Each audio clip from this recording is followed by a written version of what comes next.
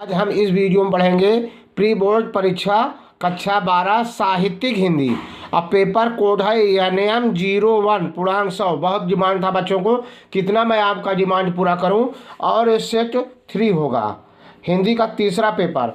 कुछ आपको short video में मिलेंगे पेपर, कुछ आपको लॉन्ग वीडियो में मिलेंगे, सभी पेपर आपको मिलेंगे, समझ रहे हैं। तीसरा 9-10 सेट तक आपको पूरा संपूर्ण हल मिलेगा। सिर्फ आपको अधिक से अधिक वीडियो को शेयर करना है, जितना आप शेयर करेंगे उतना अधिक आपको पेपर मिलेगा। अभी तक आप चैनल को सब्सक्राइब न किए हो तो चैनल को सब्सक्राइब कर लीजिए, बेल आइकन की घंटी दबा दीजिए ताकि आने वाला वीडियो आपको सबसे पहले मिले। आपको वीडियो पूरा देखना है, स्किप नहीं करना है, समझ रहे हैं। और 9 से 12 तक 9, 10, 11, 12 के बच्चों का प्री बोर्ड और वार्षिक पेपर डाला जा रहा है। जल्द से जल्द 6, 7, 8 का पेपर भी डाला जाएगा। तब तक ज्ञानवर्धक वीडियो डाला जा रहा है, पढ़ाई का वीडियो डाला जा रहा है, उनको ज़रूर देखिए। जो ऑब्जेक्टिव टाइप क्वेश्चन है उनको टिक कर दिया गया है, जो सही है। वीडियो को पूरा देखेंगे। हिंदी गद्य साहित्य के इतिहास पर आधारित निम्नलिखित प्रश्नों के उत्तर सही विकल्प चुनकर लिखिए। हिंदी गद्य साहित्य के जनक माने जाते हैं भारतेंदु हरिश्चंद्र, वह विकल्प सही है, भारतेंदु हरिश्चंद्र। दूसरा क्वेश्चन है साहित्य सहचर के लेखक हैं हजारी प्रसाद द्विवेदी, आ विकल्प सही है। अग्नि की उड़ान पुस्तक के रचनाकार हैं डॉक्टर APJ अब्दुल कलाम। फणीश्वर नाथ रेणु की कृति ठुमरी किस विधा पर आधारित है? कहानी पर आधारित है। आनंद कादम्बिनी पत्रिका के संपादक हैं बद्री नारायण चौधरी, आ विकल्प सही है। हिंदी काव्य साहित्य के इतिहास पर आधारित निम्नलिखित प्रश्नों के उत्तर सही विकल्प चुनकर लिखिए। रस कलश किसकी रचना है? हरिऔध की, आ विकल्प सही है। दूसरा है जयशंकर प्रसाद की रचना है ध्रुव स्वामिनी। तीसरा है हिमालय किसकी काव्य कृति है? सुमित्रा नंदन पंत की। अगला है अज्ञे को किस काव्य रचना पर ज्ञानपीठ पुरस्कार मिला? कितनी, सा विकल्प सही है, कितनी नावों में कितनी बार। अगला है मैथिली शरण गुप्त की महाकाव्यात्मक कृति है साकेत, सा विकल्प सही है। देख रहे हैं। अब अगला है निम्नलिखित अवतरणों को पढ़कर उन पर आधारित प्रश्नों के उत्तर दीजिए। पहले इसको आप पढ़ेंगे तभी आप उत्तर दे पाएंगे। राष्ट्र का तीसरा अंग जन की संस्कृति है। मनुष्यों ने युग युगों में जिस सभ्यता का निर्माण किया वही उसके जीवन की श्वास प्रश्वास है। बिना संस्कृत के जन की कल्पना संबंध मात्र है। संस्कृत ही जन का मस्तिष्क है। संस्कृत के विकास और अभ्युदय के द्वारा ही राष्ट्र की वृद्धि संभव है। राष्ट्र के समग्र रूप में भूमि और जन के साथ साथ जन की संस्कृति का महत्वपूर्ण स्थान है। अब उपरोक्त गद्यांश का शीर्षक एवं लेखक का नाम लिखिए। PTO लिखा गया, प्लीज टर्न ओवर। देखिए कौन कौन क्वेश्चन पूछा गया है। 3 क्वेश्चन 4 पूछा जाता है इसमें। दूसरा है रेखांकित अंश की व्याख्या कीजिए।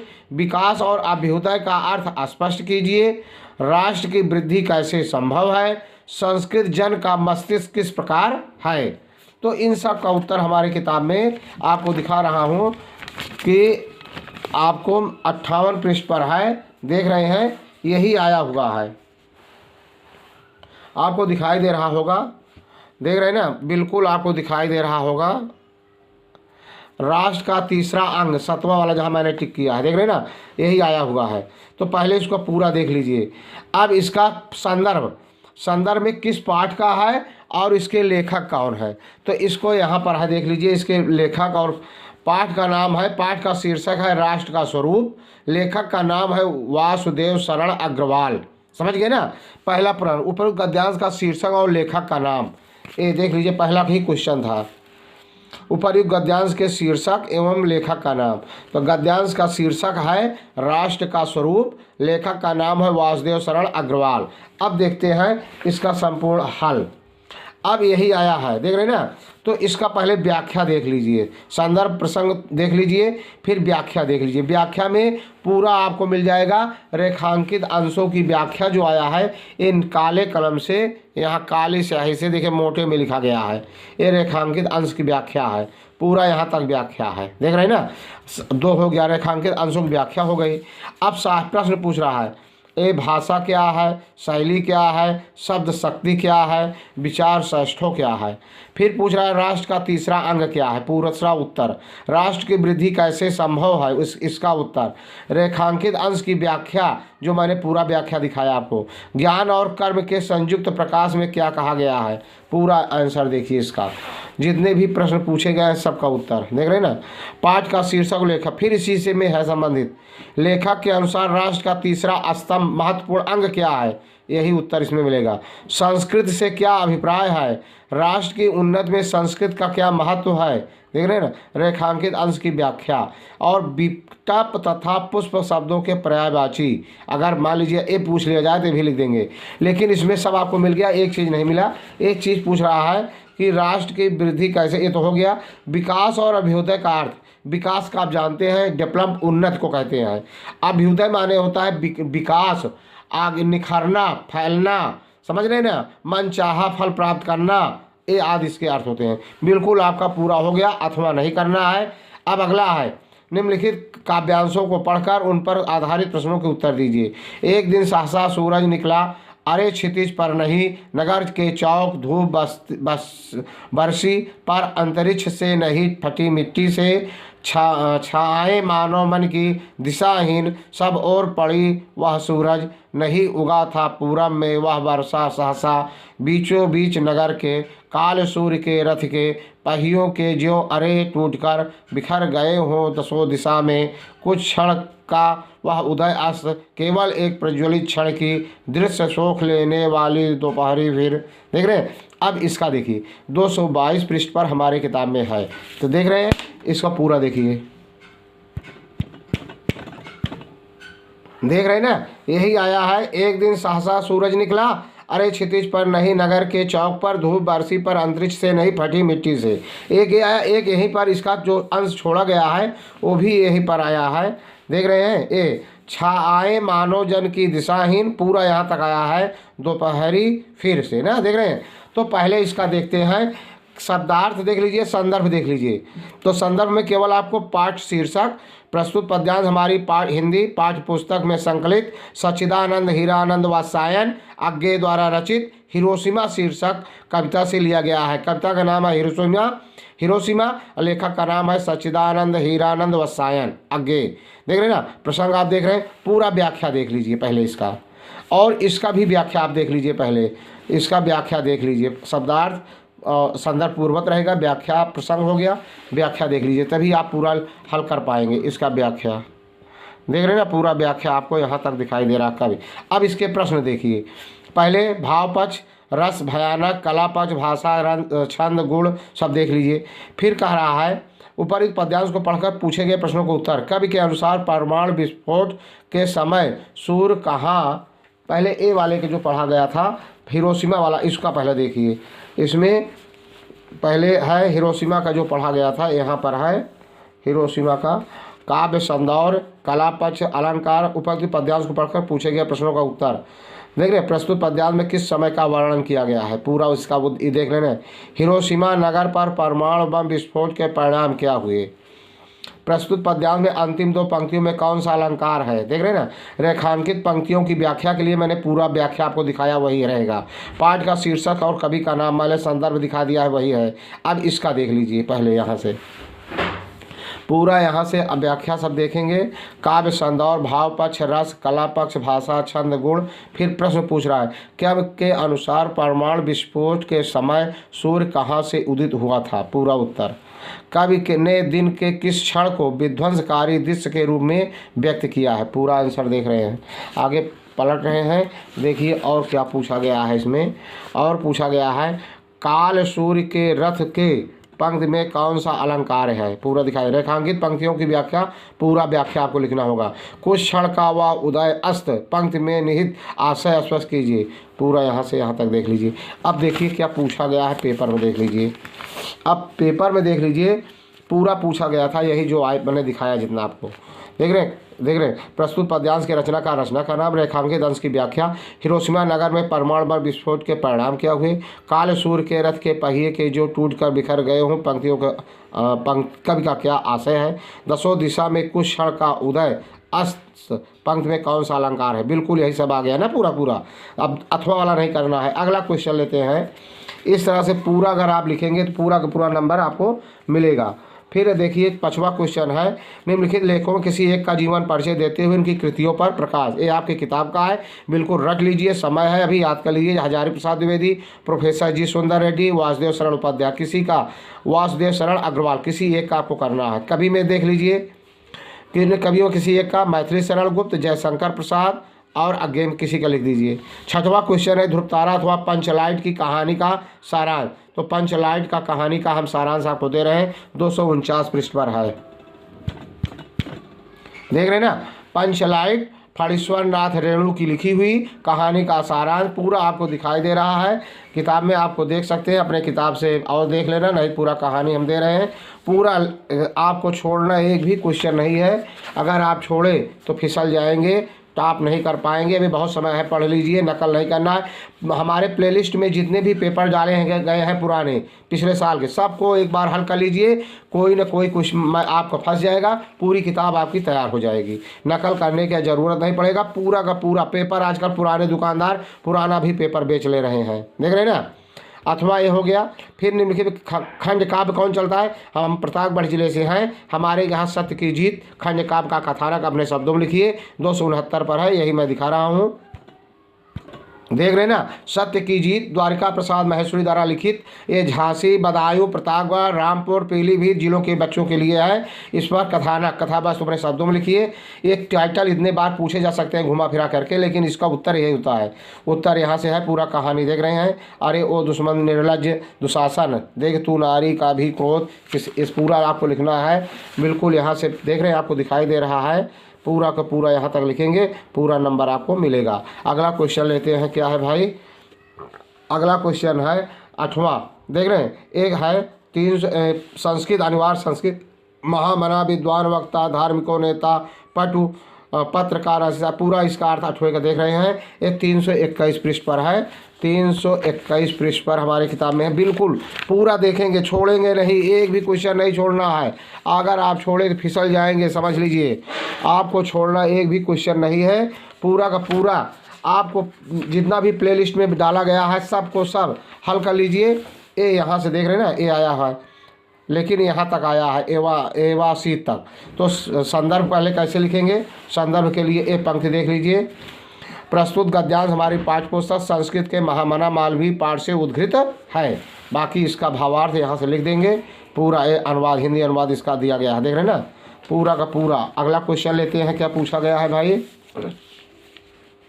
अगला कह रहा है, पूरा आया है, जने जने ए तक आया है, तो इसका पूरा भावार्थ आपको लिखना है। यहाँ तक जने जने देख रहे हैं ना, जने जने यो तक आया है, उपस्थित जने जने उपस्थित है, पूरा यहाँ तक लिखेंगे, ठीक है ना। अगला इसका देखिए पद में क्या आया है भाई, अब इसका देखिए, ये आया है विद्या विवादा धन मदाय शक्ति परेशान पर पीड़नाय करिए। और जहाँ ये आया है भाषा सुमुख्या मुख्या मधुरा दिव्या गिरवाण भारती, देख रहे हैं, तस्या ही मधुरा काव्यम तस्मादि सुभाषितम, 316 पृष्ठ पर है। बिल्कुल आपको छोड़ना नहीं है, 316 पृष्ठ पर है, एक भी आपको नहीं छोड़ना है। देख रहे हैं ना, भाषा सुमुख्या, इसका पहले संदर्भ कैसे लिखेंगे। प्रस्तुत श्लोक हमारी पाठ्यपुस्तक संस्कृत के सुभाषितानि रत्नानि नामक पाठ से उद्धृत है, अनुवाद पूरा कर देंगे, देख रहे हैं ना, पूरा भावार्थ लिख देंगे। अगला क्वेश्चन लेते हैं, क्या है, छोड़ना नहीं है एक भी क्वेश्चन आपको। अगला क्वेश्चन क्या है भाई, देख रहे हैं ना, इसमें से आपको अगला क्वेश्चन लिखना है। क्या कह रहा है, देखिए, फिर है इसमें से कार्य लिखित 2 प्रश्नों के उत्तर। क्या पूछ रहा है, इसमें आपको हमने बता रहा है संस्कृत साहित्य से आदि कवि कासित, ख वाले, तो आप लिखेंगे संस्कृत साहित्य से आदि कवि, का की जगह लिखेंगे महर्षि वाल्मीकि, क्या लिखेंगे, महर्षि वाल्मीकि आसीत।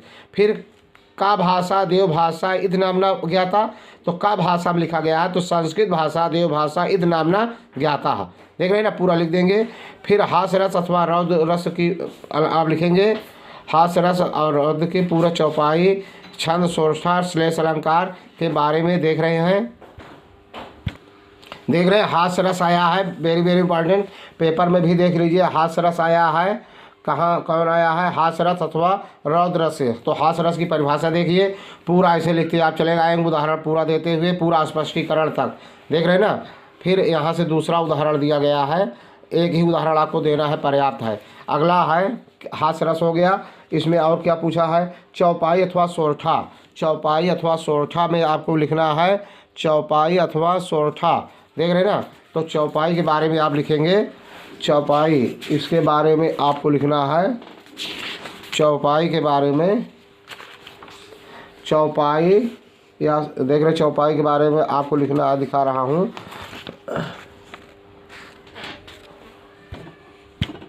चौपाई देख रहे हैं, चौपाई के बारे में पूरा इतना इम्पोर्टेंट, चौपाई स्पष्टीकरण या पूरा यहाँ तक लिख देंगे। चौपाई हो गया। अब आपका क्या बचा इसमें भाई, चौपाई व श्लेष अथवा अतिशयोक्त अलंकार। श्लेष अथवा अतिशयोक्त अलंकार का बारे में लिखना है, तो इसको भी देख लीजिए, आपको मिस नहीं करना है, एक भी नहीं छोड़ना है। श्लेष अलंकार देख रहे हैं ना, श्लेष अलंकार, यमक अलंकार या श्लेष अलंकार। तो श्लेष अलंकार आया है आपके यहाँ, श्लेष अलंकार आया, बिल्कुल देख लीजिए, एक भी नहीं छोड़ना है, देख रहे हैं ना। श्लेष अलंकार, श्लेष अथवा अतिशयोक्त अलंकार, तो श्लेष अलंकार के बारे में ऐसे लिख देंगे उदाहरण सहित, देख रहे हैं ना। पूरा आपको लिखना है, एक भी क्वेश्चन आपको छोड़ना नहीं है, देख रहे हैं ना। पूरा यहाँ से यहाँ तक, देख रहे हैं ना, पूरा लिखना है, आपको छोड़ना नहीं है। अगला क्या पूछ रहा है भाई, अगला पूछ रहा है विष्णुदय का संधि विच्छेद और गायिका का संधि विच्छेद, हरिश्चरित का संधि विच्छेद। तो मैंने लिख दिया है, देख रहे हैं ना। पहले निबंध एक आया है, निबंध दिखा रहा हूँ, निबंध भी आपको दिखा रहा हूँ, लेकिन विष्णुदय का होगा विष्णुधन अव, और इसका होगा गायिका का गय धन अका, हरिश्चरित का होगा हरिधन चरति, देख रहे हैं तीनों। अब इसके बाद निबंध आया है, 363 पृष्ठ पर है निबंध। निबंध के बारे में देखते हैं, 363 में निबंध है, यही निबंध आया है, आपको दिखा रहे हैं कौन सा निबंध आया है। ये आया है निबंध आपके यहाँ कि साहित्य और समाज के बारे में मैं दिखा रहा हूँ, साहित्य और समाज, साहित्य और समाज। तो इसके साहित्य और समाज, ये देख रहे हैं ना, साहित्य समाज का दर्पण है, इसके अन्य शीर्षक साहित्य और समाज, साहित्य और जीवन, साहित्य और समाज का संबंध, पूरा ऐसे लिखते चले आएंगे। एक बार पढ़ लेंगे, जो आपको याद हो जाएगा उतना लिख देंगे, काफ़ी हो जाएगा, देख रहे हैं ना। बिल्कुल एक भी क्वेश्चन छोड़ना नहीं है आपको, उपसंहार तक पूरा देख रहे हैं, पूरा लिखना है। अगला क्वेश्चन देखते हैं क्या आया है। अगला क्वेश्चन है, कह रहा है निम्न किसी एक पद का समास विग्रह करना है, देख रहे हैं। समास प्रत्यय कृष्णस्य महाधनम, इसमें अपना कर लेंगे, देख लेंगे। फिर कह रहा है आत्मन शब्द का सप्तमी विभक्ति, आत्मनो बा विकल्प सही है, आत्मनो होगा। नामन शब्द का षष्ठी विभक्ति द्विवचन रूप होगा, नामनो, सा विकल्प सही है। अस्था धातु बेधलिंग मध्यम बहुवचन का रूप है, तिष्ठेत, देख रहे हैं ना, सा दा वाला विकल्प सही है।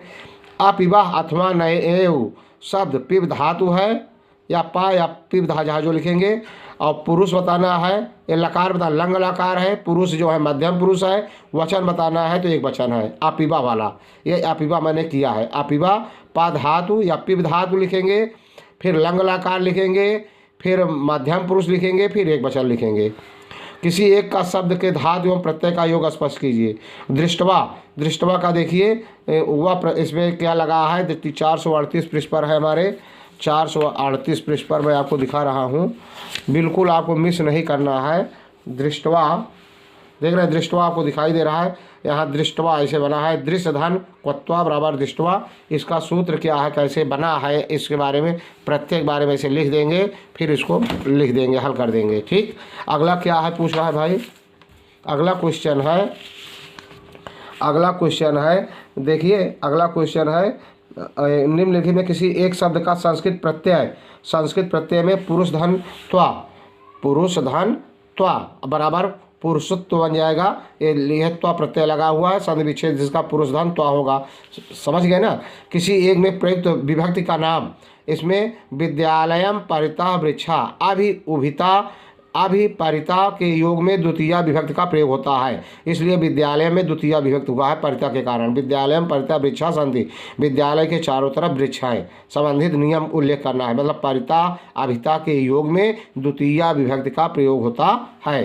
बस इसमें उनमें किसी दो संस्कृत अनुवाद करना है। क्या करना है? संस्कृत अनुवाद। तो मैंने कौनसा का किया है? पिता पुत्र के साथ जाता है, पिता पुत्रेण सह गच्छति।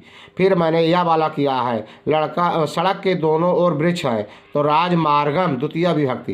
राजमार्गम अभिता, अभिता के योग में द्वितीय विभक्ति का राजमार्गम अभिता वृक्षा सन्ति, मतलब सड़क के दोनों तरफ वृक्ष हैं बहुवचन में। बिल्कुल आपको पूरा का पूरा हल मिला। वीडियो आपको अच्छा लगा हो तो लाइक सब्सक्राइब शेयर जरूर करना। जय हिंद जय भारत।